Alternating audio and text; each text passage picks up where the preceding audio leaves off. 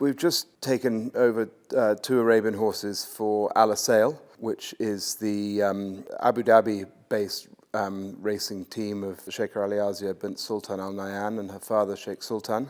It was at a lunch with Sheikh Ali Azia during the Deauville yearling sales. I went out to the stud and she asked me if I'd like to train 2 Arabians for her, and it's quite hard to say no to a princess. So I said yes, and here we are. It's great. It's very. I think I'm Asayl's only trainer to train flat thoroughbreds, jumping thoroughbreds, and Arabians. I've got all 3 for them. When Sheikh Ali Azia asked, I said, well, I'd love to, but you must realise I've never had anything to do with them. She said, they're just like thoroughbreds, treat them like thoroughbreds. So on her instructions, that's very much what we're doing. The 2 horses arrived at the beginning of December.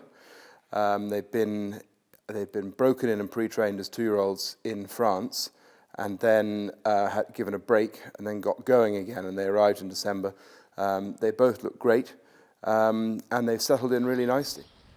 To have a multi-classic winning trainer take Arabians, we're just really excited about the whole thing. Since January 2021, licensed BHA trainers have been able to take Arabians, and we were hoping that some of those major stakeholders who've got thoroughbreds in the UK anyway, as is the case with Asayl and Hugo, they would see that as an opportunity to send Arabians. We're hoping this will be a catalyst to bigger and better things.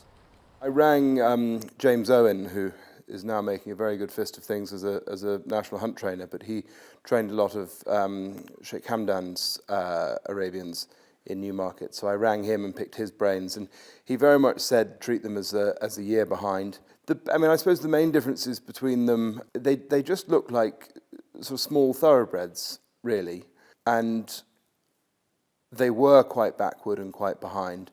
But I'm actually delighted, particularly the last 2 weeks, Marakeb, the colt, he's really just beginning to switch on and improve, which is really nice to see. And they're ready. They're off. The Arabian Racing Organisation, ARO, was taken over last March by ARC, the arena racing company. It secured a future for Arabian racing in the UK. It also gave us access to racecourses that we previously hadn't been maybe able to go to. The Arabian racing in Britain, the programme isn't where we want it to be. We've almost doubled the amount of races we had last year. France, they've set the standards. They have approximately 100 races a year. They have a lot of group races and a lot of really good horses. Huge support from Middle Eastern owners. And that's what we're trying to achieve. In the UK, we're fortunate we've got also some very good group races and some good horses. And the intention is to try and increase that. I think there's got to be potential for it to grow, but all these things, it's chicken and egg, isn't it? But if the money is there and if the races are there, then I'm sure the horses will follow. We would like to have more than 2 here. My heart will be in my mouth the first time they run, because it'll be very hard to know exactly what's going on until we get them on the track. But it's going to be really fun. I'm looking forward to it. It's a huge opportunity at the minute in the UK for ownership with Arabians. I mean, the good thing about the Arabians is the fact that they tend to race for more seasons than a lot of thoroughbred horses will do. We've got all the same types of ownership. We've got syndicates, racing clubs, partnerships, and obviously individual owners as well.